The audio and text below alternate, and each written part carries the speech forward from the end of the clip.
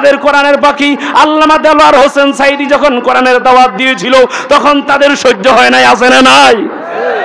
12 বছর জেলখানায় আবদ্ধ করে রেখেছে,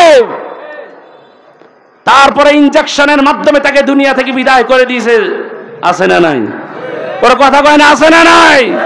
যারা এই কোরআনের পক্ষে কথা বলতে যায়, যারা কোরআন বুকে নিয়ে কথা বলতে যায়, বরঞ্চ তাদেরকে তারা মামলা হামলা উল্টা পাল্টা মামলা দিয়া, রাজাকারের মামলা দিয়া তারা জেলখানায় পাঠায় দেয়, আছে না নাই? কথা কোন আছে না নাই? এর মধ্যে আচ্ছা বউ কি পার্সোনাল না পাবলিক? যারা কয় না তাকে বউ বানায়, যারা এই স্কুল মাঠে মাহফিল হওয়া দেখতে চায় না, যারা চায় আগামী বছর এই মাঠে মাহফিল না হোক, এরা সবাই আবু জাহেলের উত্তর সরি, জোরে বলেন ঠিক কিনা? আপনারা সকলে কেমন আছেন? আমাদেরকে ভালো রেখেছেন কে? আমি রাস্তা দিয়ে আসার সময় শুনলাম যিনি উপস্থাপক তিনি প্যান্ডেল থেকে আওয়াজ পাচ্ছেন না, তার মানে বোঝা গেছে আপনারা এতক্ষণ প্যান্ডেলে ছিলেন না। শুধু আপনারা নয়, এখানে এখন যারা আছেন এর চাইতে আরো 10 গুণ লোক মেলায় আছে, আছে না নাই? অনেকে আছে কয় না, কয় আমরাও তো একটু পরে যাই, হুজুরের আলোচনা কিরম লাগে না লাগে, একটু পরে আমরাও তো উঠি যাই। মেলায় যাওয়া যাবে? আমরা বাড়ি থেকে নিয়ত করে এসেছি আলোচনা শুনবো, কোরআন হাদিসের বয়ান শুনবো, ঠিক কিনা? এই নিয়তে যদি আমরা বাড়ি থেকে আসি এবং আমল করার নিয়তে যদি আমরা আসি, তাহলে আমাদের প্রত্যেকটা কদমের বিনিময়ে আল্লাহ রব্বুল আলামিন 10টা করে নেকি লিখে দেন, সুবহানাল্লাহ। আর প্রত্যেকটা কদমের বিনিময়ে রব্বে কারীম আমাদের জীবনে অসংখ্য গুনাহ রয়েছে, গুনাহ থেকে 10টি করে গুনাহ মাফ করে দেন, জোরে বলেন আমিন। আজকের এই আয়োজন অত্যন্ত সুন্দর আয়োজন। আল্লাহ রব্বুল আলামিন আমাদেরকে একেবারে শেষ পর্যন্ত থাকার তৌফিক দান করুক, জোরে বলেন আমিন। ইন্নাল হামদালিল্লাহ আলহামদুলিল্লাহি নাহমাদুহু ওয়া নাস্তাঈনুহু ওয়া নাস্তাগফিরুহু ওয়া নু'মিনু বিহি ওয়া নাতাওয়াক্কালু আলাইহি ওয়া নাশকুরুহু ওয়া লা নাকফুরুহু ونعوذ بالله من شرور أنفسنا ومن سيئات أعمالنا من يهده الله فلا مضل له ومن يضلله فلا هادي له ونشهد أن لا إله إلا الله وحده لا شريك له الذي لا ضد له ولا نذير له ولا مثيل له ونشهد أن سيدنا وسندنا وحبيبنا وطبيب قلوبنا ومولانا محمد الذي أرسله بالحق بشيرا ونذيرا وداعيا إلى الله بإذنه وسراجا وقمرا منيرا أما بعد فأعوذ بالله من الشيطان الرجيم بسم الله الرحمن الرحيم إن الله وملائكته يصلون على النبي يا أيها الذين آمنوا صلوا عليه وسلموا تسليما اللهم صل على محمد وعلى آل محمد كما صليت على إبراهيم وعلى آل إبراهيم إنك حميد مجيد اللهم بارك على محمد وعلى آل محمد كما باركت على إبراهيم وعلى آل إبراهيم إنك حميد مجيد أما بعد শাইসাঙ্গা এলাকাবাসী তথা আমার প্রাণপ্রিয় মাতৃভূমি, যে এলাকায় আমার জন্মস্থান, আমি অধম গুনাহগার এই এলাকায় জন্মগ্রহণ করেছি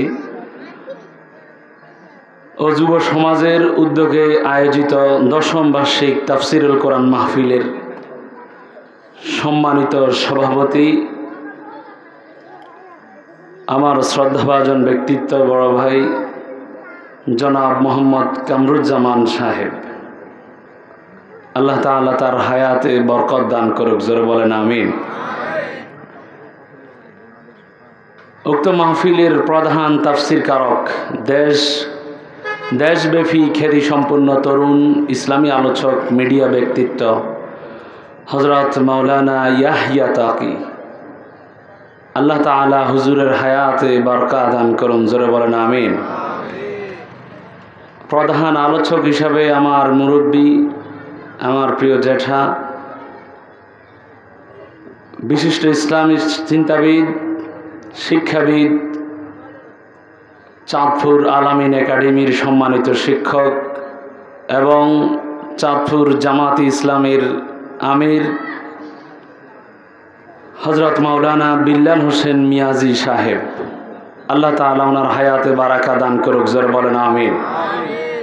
আমার আগেই কথা বলেছেন এ এলাকার কৃতি সন্তান আমার শ্রদ্ধেয় মুরব্বী, অত্যন্ত সুন্দরভাবে আপনাদের সামনে আদর্শ সমাজ গঠনে আল কোরআনের ভূমিকা নিয়ে আলোচনা করেছেন হযরত মাওলানা সিদ্দিকুর রহমান সাহেব।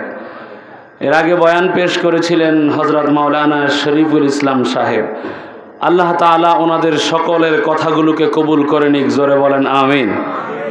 আমাদের সকলকে আজকের মাহফিলে আসার এবং বসার তৌফিক দান করেছে কে? আল্লাহর নামে তো আসতে কনকা মাইর আসতে পারে, কথা কন। মামলার ভয় আছে, রাত্রিবেলা ঘুমাইতে দিব না এরকম ভয় আছে, আপনি নিজেও জানেন না নিজেও যে রাজাকার এরকম ভয় আছে, ওই দিন আছে, কথা কন আছে। আমি কে, তুমি কে? আগে কয়েকজন আছিল, এখন সারা বাংলাদেশের সবাই, ঠিক না? এই স্লোগানেই তো গণ অভ্যুত্থান হয়েছে, ঠিক কিনা? তো সুতরাং ভয় আছে। আপনাদের কথায় শোনা যায় মনে হয় যেন কিছুটা ভয় আছে। আমার প্রিয় উপস্থিতি, আমার নামের পাশে লেখা আছে যে বিষয়ে আমি কথা বলবো, বিষয়টা হলো শিরক ও বেদাত। এই বিষয়ে কথা বলার আগে যেহেতু এটা তাফসিরুল কোরআন মাহফিল, কোরআন সম্পর্কে কিছু বয়ান করতেই হয়। আমি আমার আলোচনা শুরু করার আগে কোরআন সম্পর্কিত কিছু বয়ান করব। যারা এখনও মাহফিলের প্যান্ডেলের বাহিরে আছেন, আমি আপনাদের পায়ে ধরে বলবো, আমার প্রিয় ভাই, প্রিয় মুরব্বী, দয়া করে মাহফিলের প্যান্ডেলে আসেন।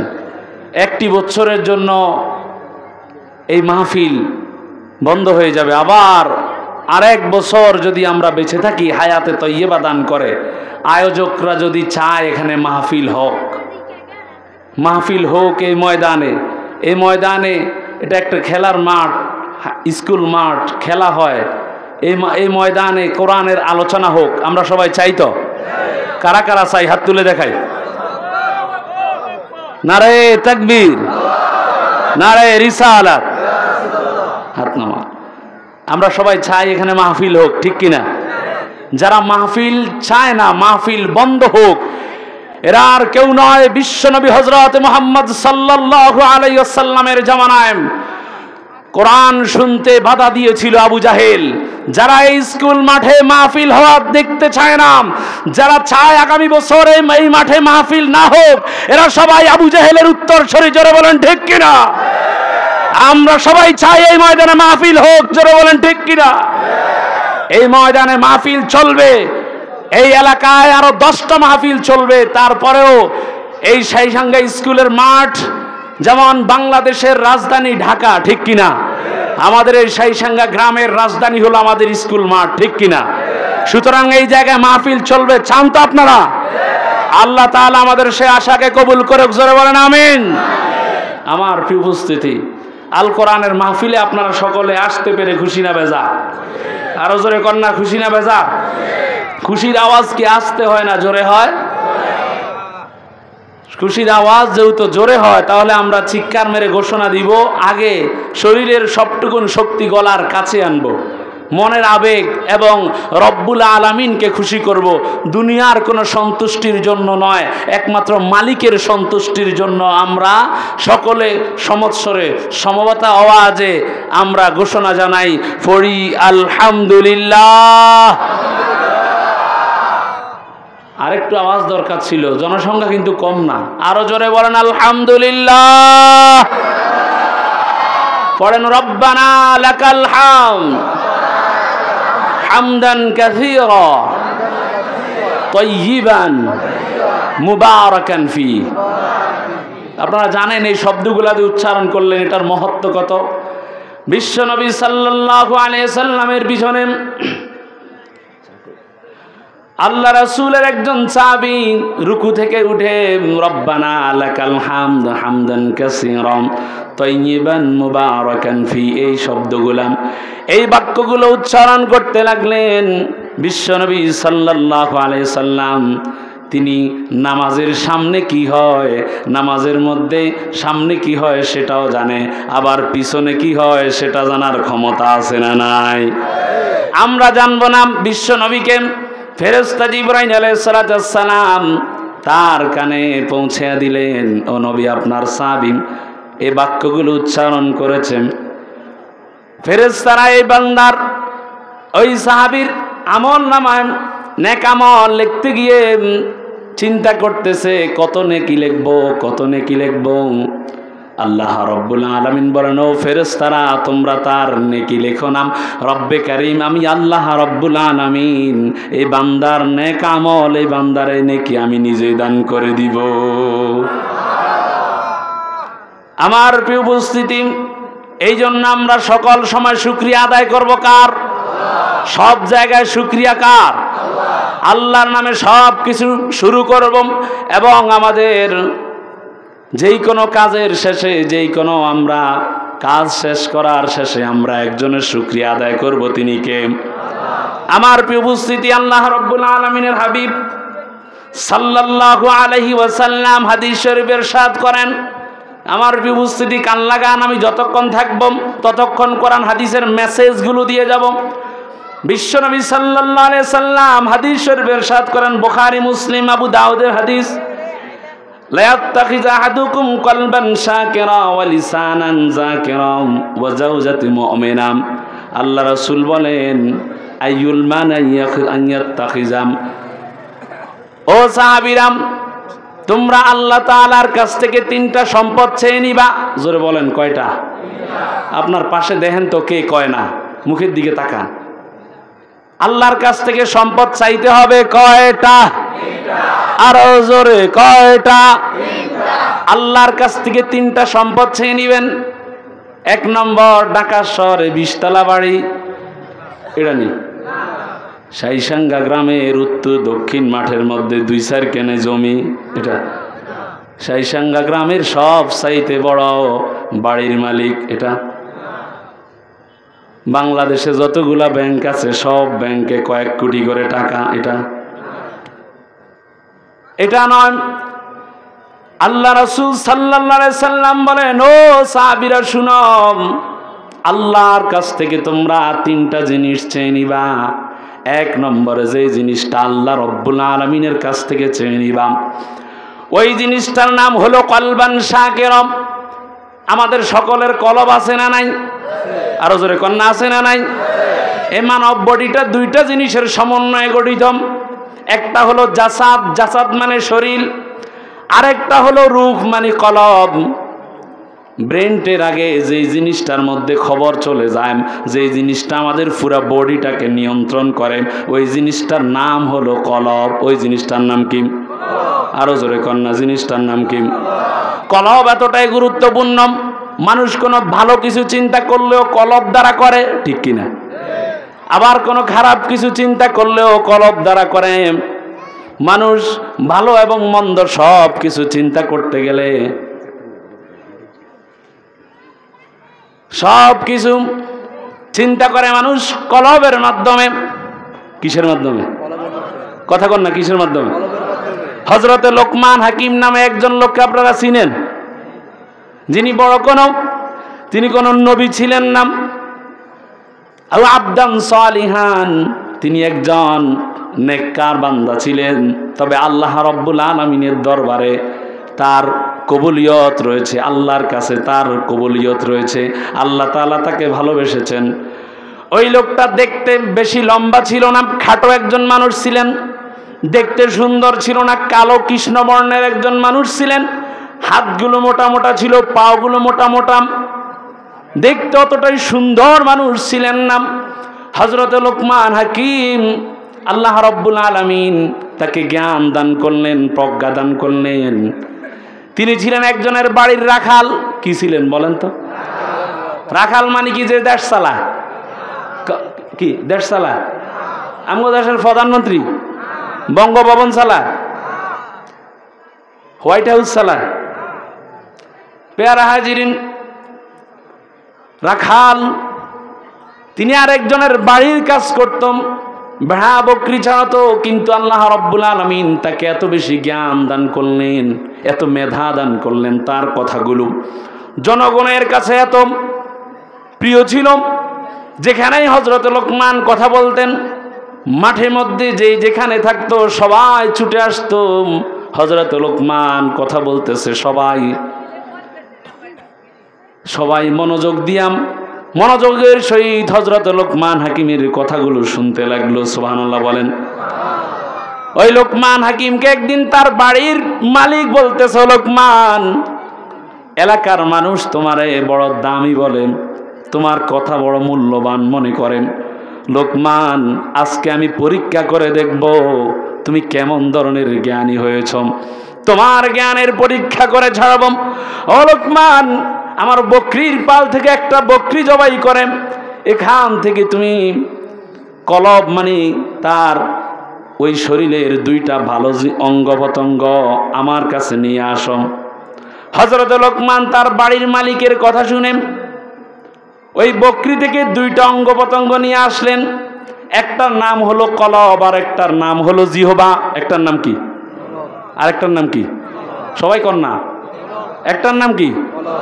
আরেকটার নাম কি? কলব সবচাইতে শরীরের দামি অঙ্গ, ঠিক কিনা? কলব হলো এমন, আমাদের দেশের প্রধানমন্ত্রী যেমন এখন ধরেন অন্তর্বর্তীকালীন সরকার ডক্টর মোহাম্মদ ইউনূস, তিনি যেই দিকে নিবে দেশ ওই দিকে যাবে, ঠিক কিনা? আবার বেশি উল্টা পাল্টা করলে জনগণ সহ্য করতো না, ঠিক না? কারণ গত 3 মাস আগেই বুঝাই দিছে মানুষ, ঠিক কিনা? ও কথা কয় না। আমার প্রিয় উপস্থিতি, এই কলবটা হলো একটা দেশের যেমন প্রধান, একটা রাজ্যের প্রধান যেমন একজন রাজা, ঠিক আপনার আমার শরীরের প্রধান অঙ্গটার নাম হলো কলব। এই কলবটা হলো আপনার আমার প্রধান। এই জন্য লোকমান হাকিম কলব মানে গুদ্দাটা নিয়ে আসলেন এবং জিহবাটা নিয়ে আসলেন। তার বাড়ির মালিক বলতেছে, লোকমান, এবার যাও আরেকটা বকরি জবাই করম। এবার গিয়াম ওই বকরির সব চাইতে নিকৃষ্ট জিনিসটা তুমি নিয়ে আসম, দুইটা নিকৃষ্ট অঙ্গ নিয়ে আসম। হযরত লোকমান পুনরায় আরেকটা বকরি জবাই করে একই কাজ করলেন। কলবটা নিয়ে আসলেন আর জিহবাটা নিয়ে আসলেন। নিয়ে আসে মালিকের সামনে রাখলেন। মালিক দেখতে পাইলেন, বললাম ভালো একটা বকরি জবাই করে ভালো দুইটা অঙ্গ আনো। লোকমান হাকিম কলব এবং জিহবা নিয়ে আসলেন। আবার বললাম আরেকটা জবাই কইরা খারাপ দুইটা অঙ্গ নিয়ে আসম। হযরত লোকমান একই কাজ করলেন। লোকমানের প্রভু বলতেছেন, তার বাড়ির মালিক বলতেছে, লোকমান, মানুষ তোমাকে এত দামি বলে, তোমার কথা মানুষ এত সুন্দর করে শুনে, মনোযোগ দিয়ে শুনে, আমার তো মনে হয় তুমি তো বড় কোনো জ্ঞানী নাম। তোমাকে ভালো দুইটা অঙ্গান টানতে বললাম, তুমি জিওবা এবং কলব গুড়দা নিয়ে আসলাম। খারাপ দুইটা বললাম, তাও একই কাজ করলে, কারণ কি? হযরত লোকমান জবাব দিচ্ছে, ও আমার মালিক, আমি কোনো ভুল কাজ করি নাই। একজন মানুষের যদি কলব এবং জিহ্বাটা নষ্ট হয়ে যায়, তার সব কিছু নষ্ট হয়ে যায়, ঠিক কিনা? আর যেই লোকটার কলব এবং জিহ্বাটা ঠিক থাকে, তার পুরা বডিটাই ঠিক থাকে। লোকমান হাকিমের মুখ থেকে যখন এই কথাটা শুনলেন, তার বাড়ির মালিক বলতেছে, কিরে, আমার লোকমান তো যেন তেন মানুষ না, এ তো সবার চাইতে বড় জ্ঞানী। ওরে লোকমান, আজ থেকে তোরে আমি আর গোলাম বানাইয়া রাখবো না, তুই লোকমানকে আজ থেকে আমি আজাদ করে দিলাম। তাহলে আল্লাহ রাসূল সাল্লাল্লাহু আলাইহি ওয়াসাল্লাম যেই তিনটা সম্পদের কথা আল্লাহর কাছ থেকে চাইতে বললেন, ওই তিনটার এক নাম্বারটার নাম কি? ওয়াজ মনে আছে? এক জায়গা থেকে আরেক জায়গায় যাব, আবার ওই জায়গায় ফিরে আসতে হবে, বুঝাতে হবে, রাগ করেন? আমার প্রিয় উপস্থিতি, আল্লাহ রাসূল বলেন, ও সাহাবীরা, আল্লাহর কাছ থেকে তিনটা দামি জিনিস চাইবাম। এক নাম্বার হলো কলবান শাকিরাম, এমন কলব চাইবা যে কলব শুকরিয়া আদায় করে। কার? চৈত্র বৈশাখ মাসে যখন রমজান পড়ে, এই যে গত কয়েক বছর আগেই তো ছিল, ঠিক না বা ঠিক? উত্তপ্ত গরমের মধ্যে যখন সারাদিন কাঠ পড়া রোদ চলতেছে, সন্ধ্যাবেলায় সূর্য ডুবু ডুবু অবস্থা, চতুর্দিকে যখন মুয়াজ্জিন মাইকটা হাতে নিয়ে ইফতারের সময় কখন হবে আল্লাহু আকবার বলে স্লোগান দিবে, সবাই অপেক্ষায় থাকবে, অপেক্ষায় থাকে কখন যেন আজানটা পড়বে। আর তৃষ্ণা সয় না, পানির পিপাসায় মনে হয় যেন শেষ হয়ে যাচ্ছি। তখন ঠান্ডা পানি পান করে মানুষের মুখ থেকে বের হওয়ার আগে অন্তর থেকে শুকরিয়া বের হয়, আলহামদুলিল্লাহ, ঠিক কিনা? এই হাদিস থেকে আমরা যেটা শিখলাম, মুখ থেকে বের হওয়ার আগে মুখের চাইতেও যে শুকরিয়াটা অন্তর থেকে বের হয়, সেটা আল্লাহর কাছে দামি। কার কাছে? তাহলে আল্লাহর কাছ থেকে তিনটা সম্পদ আমরা চেয়ে নিব। এক নাম্বার সম্পদটা হলো এমন একটা কলব আমরা চাইব, যে কলবটা শুকরিয়া আদায় করবে। কার? সব সময় শুকরিয়া আদায় করবে। এক ডোক পানি পান করে বলবে, লাকাল হামদু ওয়া লাকাশ শুকরু, শুরুতে বিসমিল্লাহ, শেষে আলহামদুলিল্লাহ। আছে না নাই?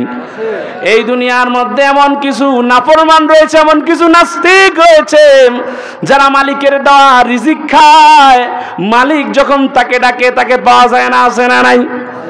মালিকের দেওয়া রিজিক খাইতেছে, মালিকের দেওয়া মাছ খাইতেছে, মালিকের দেওয়া গোস্ত খাচ্ছে, 3 বেলা ভাত খাচ্ছে, মালিকের দেওয়া অক্সিজেনটা নিচ্ছে। মালিক যখন ডাকে আসসালাতু খায়রুম মিনান নাওম, ও বান্দা, ঘুম থেকে নামাজ ভালো। বান্দা বলে, আল্লাহ শীতকালে কথা কইছেন না। আর আছে না নাই? আরে ফজরের নামাজে গিয়ে দেখেন, আল্লাহ রাসূল সাল্লাল্লাহু আলাইহি সাল্লাম বলেন, ও সাহাবীরা, মুনাফিকের জন্য কঠিন নামাজ দুইটা। কয়টা? কথা কয় না, কয়টা? মুনাফিকের জন্য কঠিন নামাজ হলো দুইটা। এক নাম্বার নামাজ হলো এশার নামাজ, আর একটা হলো ফজরের নামাজ। দেখবেন এই 2 ওয়াক্ত নামাজে মুসল্লি কম না বেশি? ওরা কয় না কা কম না বেশি? আরে কত মসজিদও আছে হুজুরে আজান দিয়া হুজুরে নামাজ পড়ে। আছে না নাই?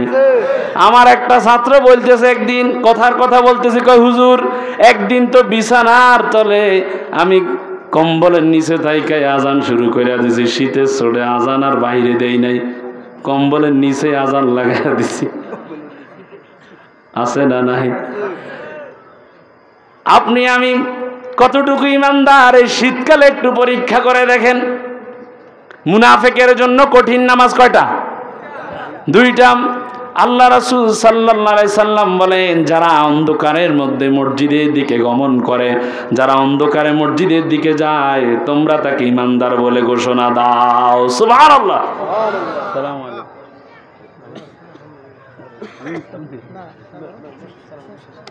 আমার প্রিয় উপস্থিতি, মুনাফিকের জন্য কঠিন নামাজ কয়টা? কথা কয় না, কয়টা? দেখবেন ফজরের নামাজে মুসল্লি কম না বেশি? এই জন্য আপনার মেয়ের জন্য ছেলে দেখবেন কোন ছেলের কাছে মেয়েটা বিবাহ দিবেন, সকালবেলা ফজর নামাজে পরীক্ষা করে দেখেন কোন যুবকটা খাতা কম্বল ছাড়িয়া কম্বল কাঁথা ছেড়ে দিয়ে ফজরের নামাজে উপস্থিত হয়, ওই যুবকটাকে পছন্দ করে নেন, ঠিক কিনা? আমার প্রিয় উপস্থিতি, তাহলে আমরা শুকরিয়া আদায় করব অন্তর থেকে। কি থেকে? অন্তর থেকে আমরা শুকরিয়া আদায় করব। কলবান শাকিরা, অন্তর থেকে শুকরিয়া আদায় করব। আল্লাহর কাছ থেকে তিনটা জিনিস চেয়ে নিব। এক নাম্বার হলো এমন কলব, যে কলব শুকরিয়া আদায় করে আল্লাহর। শুকরিয়া আদায় করে কার? দুই নাম্বার ওয়ালিসানান যাকিরা, এমন জিহবা চাইব যেই জিহবা সব সময় জিকির করে কার? আল্লাহর জিকির করে। যখন যেই কাজে যান, ওয়াশরুমে গেলেও ওয়াশরুমে ঢোকার আগেও আল্লাহর জিকির আছে না নাই? নবীজির শিখানো দোয়া আছে না নাই? বিসমিল্লাহি আল্লাহুম্মা ইন্নী আউযু বিকা মিনাল খুবুসি ওয়াল খাওয়াইস। আবার আপনি আপনার স্ত্রীর কাছে যাবেন, স্ত্রীর কাছে গেলেও দোয়া আছে না নাই? মুমিন বান্দা যে যতটুকু জীবন যাপন করবে, যেখানেই যাবে প্রত্যেকটা ক্ষেত্রে জিকিরের ব্যবস্থা আছে না নাই? এই জিকির মানে শুধু আপনি বসে বসে আল্লাহ আল্লাহ লা ইলাহা ইল্লাল্লাহ জিকির করবেন এটা না। আপনি হাঁটতে হাঁটতেও জিকির করতে পারেন। আপনি মসজিদে ঢুকার সময় দোয়া পড়েন, এটাও জিকির। আপনি বাড়িতে কোরআন তেলাওয়াত করেন, সেটাও। কথা বুঝতে পারছেন? এই জন্য আল্লাহর কাছ থেকে যে তিনটা জিনিস চেয়ে নিবেন, এক নাম্বার শুকুর গুজার কলব, দুই নাম্বার হলো এমন জিহবা, যে জিহবা মালিকের জিকির করে, মালিকের জিকির করে। আল্লাহ রাসূলের কাছে জানতে চা হলো, ইয়া রাসূলুল্লাহ, আল্লাহর কাছে সবচাইতে উত্তম কোন আমল? আইয়ুল আমালি আহাব্বু ইলাল্লাহ। আল্লাহ রাসূল বলেন, রাতবান লিযিকরিল লিসানাকা বিযিকরিল্লাহ। আল্লাহর কাছে সবচাইতে প্রিয় আমল তোমার এই জিহবাটা আল্লাহর জিকিরে রত রাখবা। আল্লাহু আকবার। তিন নাম্বার আল্লাহর কাছ থেকে তিন নাম্বারে যেই জিনিসটা চেয়ে নিবেন, ওই জিনিসটার নাম হলো জাওজাতে মুমিনাতু সালিহা। এমন স্ত্রী আল্লাহর কাছে চেয়ে নিবেন, নেককার সতী সাধবী স্ত্রী। সুবহানাল্লাহ। যেই স্ত্রীর দিকে দৃষ্টি দিলে আপনার চক্ষু জুড়িয়ে যায়, রব্বানা হাব লানা মিন আজওয়াজিনা ওয়া যুররিয়াতিনা কুররাতা আ'য়ুনি ওয়াজআলনা লিল মুত্তাকিনা ইমামা। পড়েন আল্লাহু আকবার। আল্লাহর কাছে নামাজের মুনাজাতে দোয়া করবেন, হে আল্লাহ, আমাদেরকে আপনি এমন চক্ষুশীলা, এমন চোখের অধিকারী, ডাগর ডাগর নয়ন বিশিষ্ট এমন নেককার স্ত্রী, এমন ভালো একজন স্ত্রী, এমন আমলদার একজন স্ত্রী আমাদের জন্য ব্যবস্থা করেন। আমাদের জন্য এমন সন্তানের ব্যবস্থা করেন যে সন্তানদের দিকে তাকালে আমাদের চক্ষু জুড়ায়া যায়। সুবহানাল্লাহ। তাহলে আল্লাহর কাছ থেকে আমরা এই তিনটা জিনিস চেয়ে নিব। রাজি আছি তো ইনশাআল্লাহ? আরো জোরে বলেন না ইনশাআল্লাহ? আল্লাহর কাছ থেকে দুনিয়ার বাড়ি গাড়ির আশা ভরসা করেন না। আল্লাহর কাছ থেকে আপনার দামি যে সম্পদগুলো, যে কথাগুলো বললাম, এমন কলব, যে কলব আল্লাহর শুকরিয়া আদায় করে, এমন জিহবা, যে জিহবা আল্লাহর জিকির করে, এবং একজন সতী সাধবী স্ত্রী। আদ-দুনিয়া মাতাউন ওয়া খায়রুল মাতায়াল মারাতুস সালিহা। দুনিয়াটা হলো একটা ভোগের সামগ্রী, তবে সবচাইতে উত্তম সম্পদ হলো, দুনিয়াটা একটা সম্পদ, তবে সবচাইতে দামি সম্পদ হলো একজন নেককার স্ত্রী। ঠিক কিনা? এমন স্ত্রী নয় আমার আপনার মধ্যে, ঘরের মধ্যে, উদাহরণবশত বলতেছি, কারো কারো ঘরের মধ্যে এমন স্ত্রী আছে যে স্ত্রীর টিকটকে 4-5টা আইডিয়া আছে না নাই? ওর কথা কয় না? এমন স্ত্রী আছে যে স্ত্রীর ফেসবুকে আইডিয়া আছে না নাই? ফেসবুকের মধ্যে, আচ্ছা বউ কি পার্সোনাল না পাবলিক? যারা কয় না তাকে বউ বানায়। ওই যে আগে ইসলাম ধর্ম বইয়ের মধ্যে, আগে গত 2-3 মাস আগে, আগামী বছর থেকে এগুলা চেঞ্জ হবে। পাঠ্যপুস্তকে এনসিটিভিতে যে কথা হলো আমরা শুনলাম। আগে তো বইতে লেখা ছিল 4-5 ক্লাসের বাংলা বইতে, ধর্ম যার যার, উৎসব, নাউজুবিল্লাহ কইতেন না? কোন ধর্ম যার, উৎসব। তো আপনাদের মনে হয় এই কথা, বউ যার যার, অধিকার সবার তো কন্যাকা। যারা বউয়ের ছবি ফেসবুকে দেয় তাদের মনে হয় এই চিন্তা, বউ যার যার অধিকার সবার, নাউজুবিল্লাহ কয় না? তা আপনি মোহর দিলেন, আপনি 2-3 লক্ষ টাকা খরচ করে বিয়ে করলেন, আপনার বউয়ের ছবি আরেকজন দেখবে কেন? আপনি কেমন বাবা হলেন? আপনার মেয়ে কিভাবে টিকটক করে? আপনি আরেকজন ছেলের কাছে আপনার মেয়েটাকে এমন ভাবে গড়ে তুলুন যাতে ওই ছেলের কাছে একটা সম্পদ দিতে পারেন, ঠিক কিনা? এমন মেয়ের বাবা হওয়া আপনার জন্য লজ্জাকর। যে মেয়ে টিকটকে নাচানাচি করে হাজার হাজার মানুষে দেখে, আছে না নাই? যে মেয়ে ফেসবুকে নাচানাচি করে, আছে না নাই? যার স্ত্রী ফেসবুকে গান বাজনা করে, এরকম স্ত্রী আছে না নাই? আল্লাহ তাআলা আমাদেরকে হেদায়েত দান করুক, জোরে কোন আমিন। পুরুষ হয়ে কাপুরুষের মতো থাকবেন না, স্ত্রীকে কন্ট্রোল করতে শিখুন। আল্লাহ তাআলা তৌফিক দান করুক, জোরে বলেন আমিন। আমার প্রিয় উপস্থিতি, আমার হাতে এটা কি? কথা কয় না, চিনেন না? আমি রায়পুর থেকে নিয়ে আসি নাই, আপনাদের এলাকার, আমার এলাকার কোরআন শরীফ। এই কোরআন সবার বাড়িতে তেলাওয়াত হয়তো, কথা কন হয়তো। যদি হাত উঠাইতে বলি আজকে সকালবেলায় কে কে তেলাওয়াত করছেন, আমি লজ্জা দিব না, আমার মনে হয় 10টাও হাত উঠবে না, ঠিক না বা ঠিক? আর যদি বলি ভাই কার কার ফেসবুক চালানো আজকে কাজা হয়েছে, কেউ হাত উঠাইতো না। না, আজকের দিনের 14 ঘন্টার মধ্যে তো 10 ঘন্টায় ফেসবুকে ছিল, আছে না নাই? আমার প্রিয় উপস্থিতি, এ কোরআন আমাদের কাছে শোষণের জন্য আসে নাই, এই কোরআন আসছে শাসন করতে। কি করতে? এই কোরআন আসছে কি করতে? এই কোরআন আসছে শাসন করতে।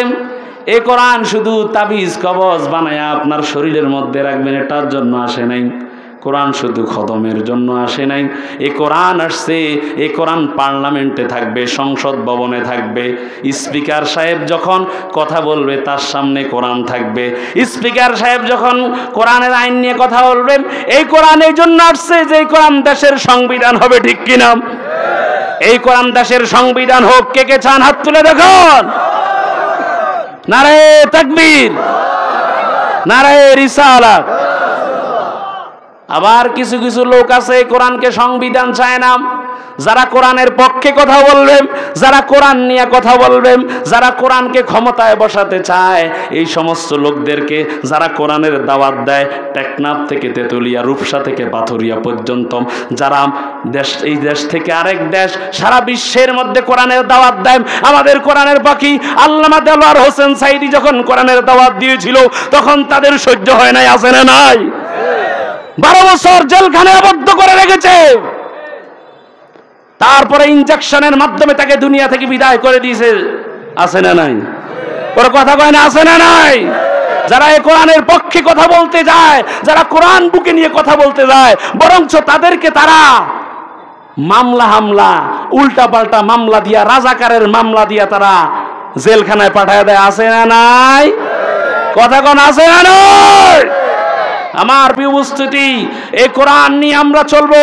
কোরআন আগামীর সংবিধানে, আগামীর নির্বাচনে যারা কোরআনকে ক্ষমতায় বসাবে এবং কোরআন দিয়ে দেশ চালাবে, এইরকম লোকদেরকে আমরা ক্ষমতায় দেখতে চাই। কারা কারা দেখতে চাই তুলে দেখো।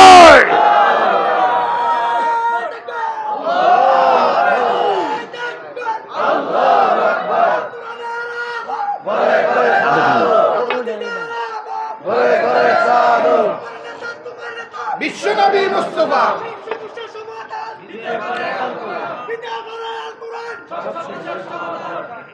আমার প্রিয় উপস্থিতি, এই কোরআনের জন্য আমরা সবাই পক্ষে কথা বলতে রাজি আছি তো ইনশাআল্লাহ? সাহাবায়ে কেরাম কেমনি ভাবে কোরআনের জন্য কথা বলেছেন। আল্লাহ রাসূলের অন্যতম একজন সাহাবী আব্দুল উজ্জা তার নাম, ইসলাম ধর্ম গ্রহণ করার পর তার নাম হলো আব্দুল্লাহ। জোরে বলেন তার নাম কি হলো? 45 পর্যন্ত এই কতক্ষণ?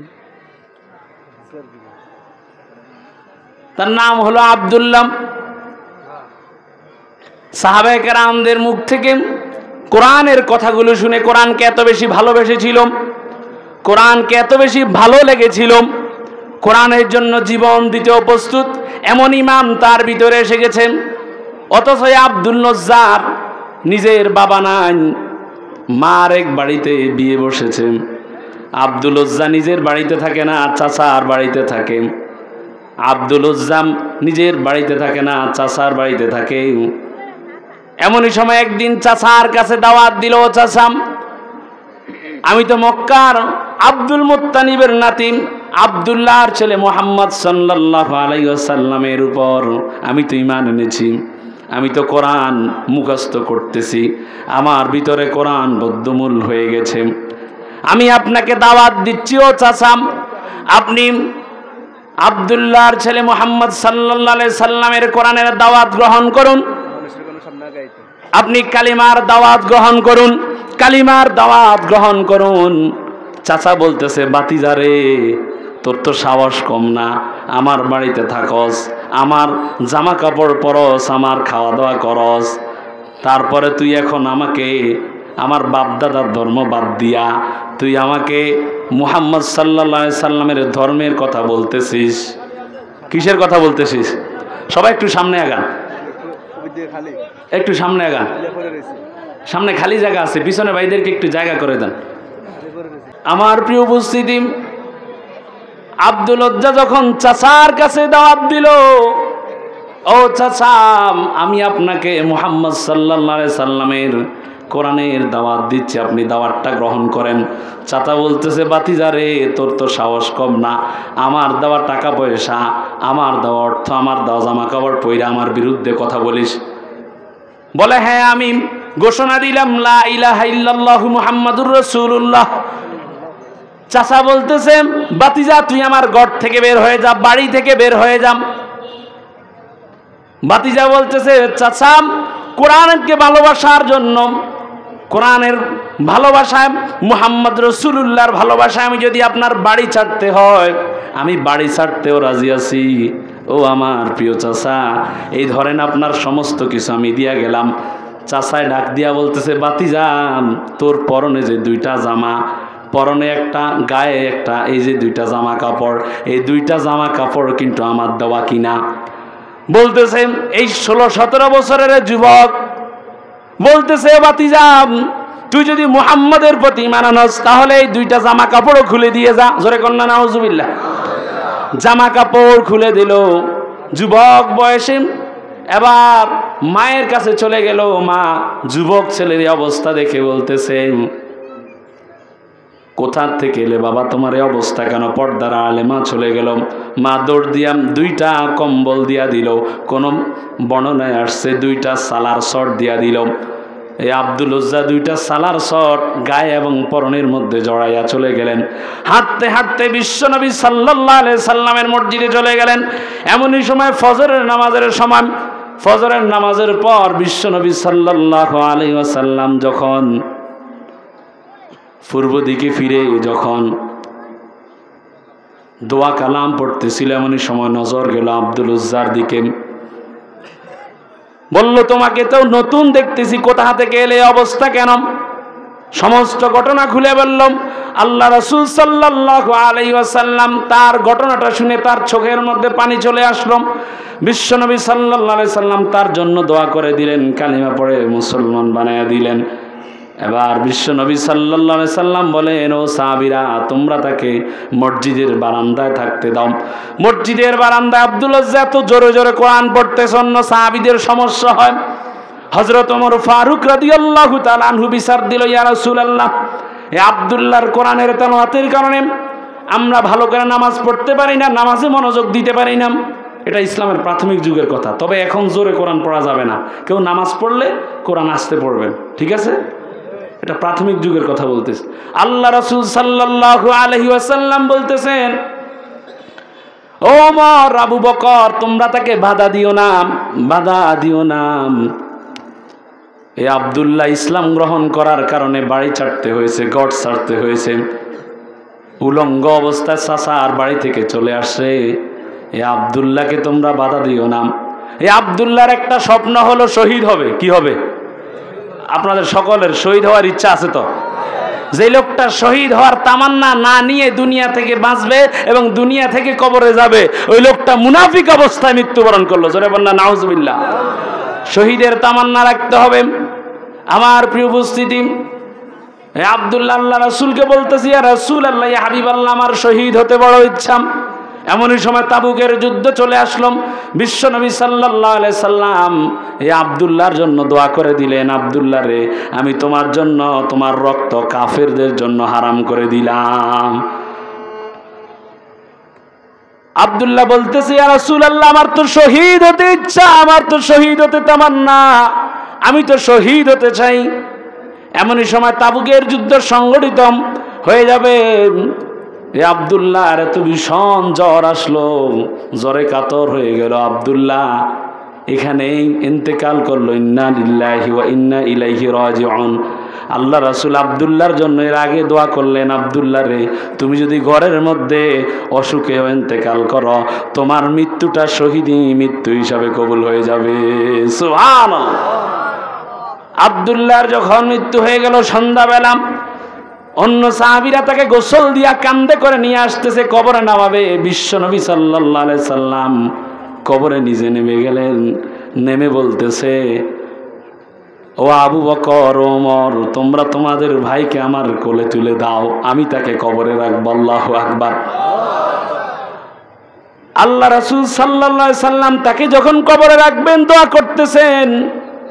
দোয়া করতেছেন, আয় আল্লাহ, আল্লাহুম্মা আমসিতুম রদিতু আব্দুল্লাহ, আয় আল্লাহ, আমি আজকে সন্ধ্যা পর্যন্ত এই আব্দুল্লাহর উপর সন্তুষ্ট ছিলাম। রব্বে কারীম, আয় আল্লাহ, আপনি এই আব্দুল্লাহর উপর সন্তুষ্ট থাকেন, তাকে কবুল করে নেন। সুবহানাল্লাহ। হযরত ওমর, হযরত আবু বকর, আব্দুল্লাহ ইবনে মাসউদ রাদিয়াল্লাহু তাআলা আনহু, প্রখ্যাত সাহাবী, তারা সবাই আফসোস করতেছে, আল্লাহ, আজকে কবরের মধ্যে যদি আমার লাশটা যদি থাকতো, যে লাশটাকে বিশ্বনবী কবরে রাইখা দোয়া করতেছেন, বিশ্বনবী তার উপর সন্তুষ্ট, আজকে আমার এই কবরে যদি আমার দেহটা থাকতো, আমার ভাগ্যটা কত ভালো হতো। আল্লাহু আকবার। তাহলে দেখেন আব্দুল্লাহর ভাগ্য কত ভালো। ভাগ্য ভালো যেই কারণে হলো, অন্যতম কারণ হলো আল কোরআন। ঠিক কিনা? জোরে বলেন কি? কোরআনের পক্ষে থাকলে লাভ আছে না নাই? আরো জোরে কন্যা, লাভ আছে না নাই? যারা কোরআনের বিপক্ষে থাকবে, যারা কোরআনের বিপক্ষে কথা বলবে, তারা ইন্দুরের গর্ত পাবে না পালাবার জন্য। ঠিক কিনা? আমার প্রিয় উপস্থিতি, যারা কোরআনের বিরুদ্ধে কথা বলেছে, যারা কোরআনের বিরুদ্ধে কথা বলেছে, তারা দুই একদিন পরে আগের দিন ছিল বড় ক্ষমতায়, পরের দিন তারা পালাতে বাধ্য হয়েছে। ঠিক কিনা? আগের দিন বড় দরবেশ বাবা সাজেন, জনগণের সামনে আহলে হাদিস পরিচয় দিয়াম, দরবেশ নাম রাইখা আপনার সালমান এফ রহমানের কথা বলতেছি, আমি আপনাকে মিস কল দিয়া দিচ্ছি। আগের দিন লম্বা লম্বা দাড়ি, যখন দেখছে তারা সবাই পালাইতেছেন, কেউ নাই, এই লোকটা চিন্তা করলো, এতদিন আমারে চিনছে মানুষ, মুখে দাঁড়ি ছিল, আজকে মুখের দাঁড়িটা চাইছা ফেলি, জনগণ আমারে চিনবে না। ধরা খাইছিনি? ওরা কথা কয় না, খাইছিনি? বিচারপতি মানিক ধরা খাইছিনি? যারা কোরআনের বিরুদ্ধে কথা বলবে, তাদের জন্য দুনিয়াতে শাস্তি আছে না নাই? প্রিয় উপস্থিতি, সময়ের সংক্ষিপ্ততার কারণে কথা বেশি বলতে পারলাম না। আমি মনে করেছিলাম সময়টা আরো একটু বেশি পাবো। এর আগে আলোচনা যেইভাবে কথা ছিল, সময়টা 1-1.5 ঘন্টা দেওয়া হবে, ওই চিন্তায় আমি আলোচনা শুরু করলাম। মাঝখান দিয়ে সিটি চলে আসছে, চলে যাব। তারপরও শেষ মুহূর্তে কথা বলি, যে বিষয়টার উপরে কথা দিয়েছিল, ওই বিষয়টার নাম হলো শিরক। ওই বিষয়টার নাম কি? আরো জোরে কর না, কি? শিরক শব্দের অর্থ কি? অংশীদার করা। জোরে কর না, শিরক শব্দের অর্থ কি? আল্লাহর সাথে অংশীদার করা, আল্লাহর সাথে সমকক্ষ বানানো। আল্লাহর রুবুবিয়াতের মধ্যে, উলুহিয়াতের মধ্যে, আল্লাহর জাতের মধ্যে, আল্লাহর সিফাতের মধ্যে, আল্লাহ যে আমাদের রিজিকের মালিক, আরেকজনও রিজিক দিতে পারে, এই চিন্তাটা করা, আল্লাহর সাথে কাউকে অংশীদারিত্ব বানানো, এটার নামে হলো শিরক। এটার নাম কি? আমাদেরকে সন্তান দেওয়ার মালিক কে? কথা কয় না। ছেলে দেওয়ার মালিক কে? মেয়ে দেওয়ার মালিক কে? আবার কিছু লোক আছে, খাজা বাবার দরবারে যায়া, খাজা বাবার মাজার শরীফের সামনে যাইয়া আল্লাহর কাছেও চায়, আবার খাজা বাবারে কয়, খাজা বাবা, কেউ ফিরে না খালি হাতে, খাজারে তোর দরবারেতে। নাউজুবিল্লাহ কয় না?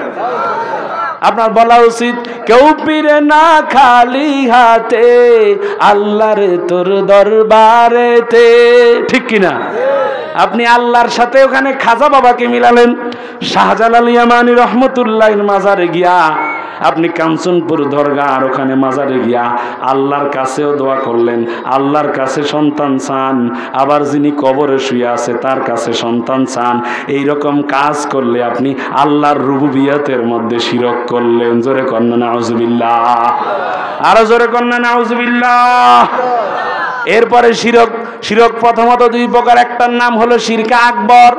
এই শিরকটা এমন একটা শিরক যেই শিরক করলে মানুষ মিল্লাতের গণ্ডি থেকে বের হয়ে যান, মুসলিম মিল্লাত থেকে বের হয়ে যান। এটার নাম হলো শিরকে আকবর। যদি মৃত্যুর আগে তওবা না করে এই লোকটা চিরস্থায়ী জাহান্নামের অন্তর্ভুক্ত। জোরে কন্না নাউজুবিল্লাহ। আরেকটার নাম হলো শিরকে আসগর, এটার আরেক নাম হলো শিরকে খফি, গোপন শিরক। কোন শিরক? গোপনে গোপনে শিরক। এমন শিরক যেই শিরকটা গোপনে হয়ে যায়। আপনার কথার মধ্যে আপনার অজু চলে গেলে আপনি টের পান যে কখন অজু চলে গেছে। অজু ভঙ্গের কারণ কয়টা? কথা কয় না, কয়টা? অজু ভঙ্গের কারণ কয়টা? 7টা। ঈমান ভঙ্গের কারণ হলো 10টা। কিন্তু ব্যাপার হলো অজু ভঙ্গ হয়ে গেলে আপনার নাকে গন্ধ চলে আসে, আপনার শরীরের মধ্যে একটা অনুভূতি সৃষ্টি হয় যে আমার অজুটা ভেঙে গেছে। কিন্তু ঈমান এমন একটা জিনিস, এমন একটা জিনিস, এই ঈমান চলে গেলে আপনি টেরও পাবেন না। জোরে কন্না নাউজুবিল্লাহ। এই জন্য আপনার কথায়, আপনার আচরণে, আপনার কথাবার্তার মধ্যে এমনভাবে কথা বলেন, আপনার আচরণটা এমনভাবে করেন, এমনভাবে আপনার আচরণ করেন, কথাগুলো এমনভাবে বলেন যে কথায় কখনো কোনো শিরকের গন্ধ পাওয়া যাবে। আল্লাহর কাছে দোয়া করবেন, আয় আল্লাহ, আমি যেন জাগ্রত অবস্থায় এবং ঘুমন্ত অবস্থায়, যেই অবস্থায় মানব বলেন না কেন, কাল্পনিক অবস্থায়, কোনো অবস্থায় যেন মৃত্যুর আগ মুহূর্তে যেন আমি আপনার সাথে শিরক না করি। রাজি আছেন? আল্লাহর কাছে এইভাবে দোয়া করবেন, কারণ ইন্নাশ শিরকা লাযুলমুন আযীম, শিরক হলো মহাজুলুম। আর শিরক এমন একটা জুলুম, শিরক এমন একটা অন্যায়। ইন্নাল্লাহা লা ইয়াগফিরু আন ইউশরাকা বিহি ওয়া ইয়াগফিরু মা দুনা যালিকা লিমান ইয়াশা। আল্লাহ রাব্বুল আলামিন বলেন, বান্দা তোমার যত গুনাহ রয়েছে, গুনার মধ্যে আমি অন্য গুনাহ ক্ষমা করে দিতে পারি। যদি শিরকের গুনাহ থাকে তাহলে শিরকের গুনাহ ক্ষমা হবে? কথা কোন? শিরকের গুনাহ ক্ষমা হবে? এই শিরকে আসগরের অন্যতম শিরক হলো রিয়া। রিয়া মানে হলো লোক দেখানো ইবাদত করা, লোক দেখানো কাজ করা। কি রকম কাজ করা? লোক দেখানো। আমাদের সমাজে বর্তমানে মাহফিল বলেন, নামাজ বলেন, যেই কোনো ইবাদত বলেন, বেশিরভাগ মানুষের 98% মানুষের ইবাদতগুলো হয় লোক দেখানো। কেমন হয়? লোক দেখানো। মানুষকে দেখানোর জন্য নামাজ পড়ে, এরকম কিছু নামাজি আছে না নাই? কথা কয় না, আছে না নাই? তারপরে এখানে বিষয় হলো 2টা। কেউ যদি আল্লাহ তাআলাকে সন্তুষ্টি করার জন্য নামাজ পড়ে এবং মানুষের কিছু প্রশংসা পাওয়ার জন্য নামাজ পড়ে, এই লোকটার নামাজের মধ্যে রিয়া এসে গেল। আর 2 নম্বরে কেউ যদি আল্লাহর সন্তুষ্টি নয়, শুধু মানুষের সন্তুষ্টির জন্য নামাজ পড়ে, ওই লোকটা ডাইরেক্ট শিরক আকবরের মধ্যে চলে যাবে। জোরে কন্না নাউজুবিল্লাহ।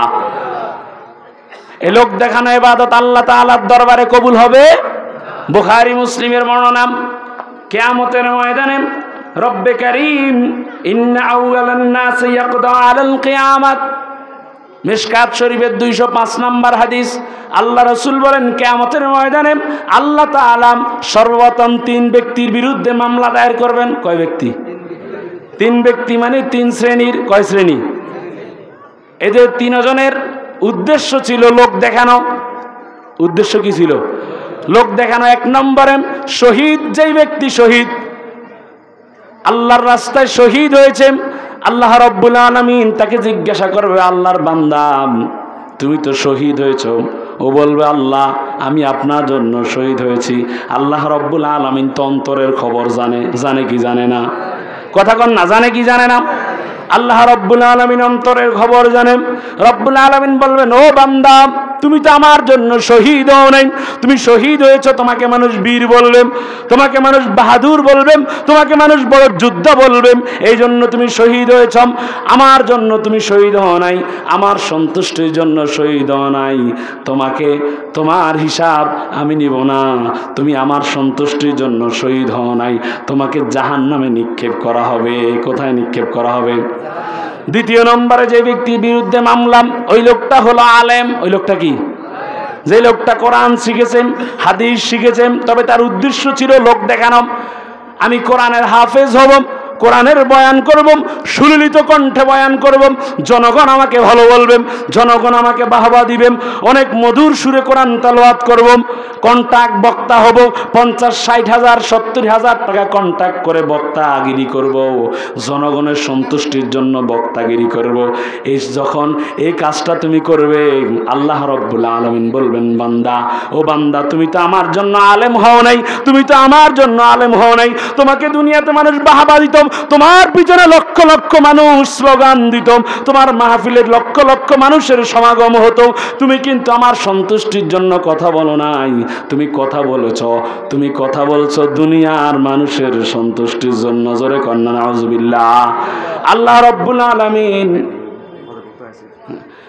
রব্বুল আলামিন তখন এই লোকটার বিরুদ্ধে বলবে, যাও এই আলেমকে জাহান্নামের দিকে নিয়ে যাও। জোরে কন্যা নাউজুবিল্লাহ। 3 নম্বরে রব্বে কারীম ওই ব্যক্তির বিরুদ্ধে মামলা দায়ের করবেন যারা দান সদকা করেন, লোক দেখানো দান সদকা। কেমন দান সদকা? কথা কয় না, কেমন? লোক দেখানো দান সদকা করেন। ওই বান্দাকে জিজ্ঞাসা করা হবে, ও বান্দা, তুমি তো দুনিয়াতে মাহফিলে এত টাকা দিলাম, দুনিয়াতে কত মসজিদ বানায়া দিলাম, কত টাকা পয়সা দান করলাম। বলবে, হ্যাঁ আল্লাহ, আমি তো এগুলা দান করছি। আল্লাহ রব্বুল আলামিন বলবেন, বান্দারে, তুই তো আমার সন্তুষ্টির জন্য দান করিস নাই, তুই তো লোক দেখানো সন্তুষ্টির জন্য দান করছস। তোকে মানুষ দানবীর বলবেন, তোকে মানুষ বড় দানবীর বলে ঘোষণা দিবে, এই জন্য তুই দান করছিস। সূরা কন্যা নাউজুবিল্লাহ। তাহলে হাদিস থেকে আমরা শিখলাম, বুখারী মুসলিম মিশকাতের হাদিস থেকে আমরা শিখলাম, আমাদের যতগুলো আমল রয়েছে একমাত্র কার সন্তুষ্টির জন্য? আরো জোরে কোন, কার সন্তুষ্টির জন্য? আল্লাহ রাসূল সাল্লাল্লাহু আলাইহি ওয়াসাল্লাম বলেন, ও সাহাবীরা, আমি তোমাদের কাছে আখবারুকুম বিমা আখওয়াহুম আলাইকুম ইনদি মিনাল মাসিহিদ দাজ্জাল। ও সাহাবীরা শুনো, আমি তোমাদের কাছে দাজ্জালের চাইতেও বেশি ভয় করি, দাজ্জালের ফিতনার চাইতেও বেশি ভয় করি, ওই জিনিসটাকে বেশি ভয় করি। ওই জিনিসটার নাম হলো রিয়া। ওই জিনিসের নাম কি? রিয়া মানে লোক দেখানো ইবাদত। লোক দেখানো ইবাদত মানুষ কেমনে করেন? একটা লোক যখন নামাজে দাঁড়ান, ওই লোকটার পাশে যখন মানুষ আছে, অথবা কোনো ইমাম সাহেব, ইমামের বিরুদ্ধে কথাটা চলে যাচ্ছে, ওই ইমাম যদি চিন্তা করেন আমার পিছনে কত ভালো ভালো মানুষ দাঁড়ালো, আমি আজকে কোরআন তেলাওয়াতটা একটু সুন্দরভাবে করি, সুন্দর সুললিত কণ্ঠে করি, মানুষ আমাকে ভালো বলবেন, রুকু সেজদায় একটু বেশি সময় লাগাই, এই চিন্তা যদি করেন, মানুষের সন্তুষ্টির জন্য যদি নামাজ পড়েন, মানুষের সন্তুষ্টির উদ্দেশ্যে যদি কোনো কাজ করেন, আল্লাহ রব্বুল আলামিনের হাবিব বলেন এটাই হলো রিয়া। আর এই লোকটার মানুষের সন্তুষ্টির উদ্দেশ্যে কাজ করার জন্য রব্বে কারীম তার নামাজ কবুল করবে। কথা কন, নামাজ কবুল করবে। এই জন্য আমাদের নামাজ কার সন্তুষ্টির জন্য? আরো জোরে কন না, কার সন্তুষ্টির জন্য? আমাদের সমস্ত কাজ কার সন্তুষ্টির জন্য? আল্লাহর সন্তুষ্টির জন্য যত কাজ রয়েছে, আমাদের জীবন, আমাদের মরণ, ইন্না সালাতি ওয়া নুসুকি ওয়া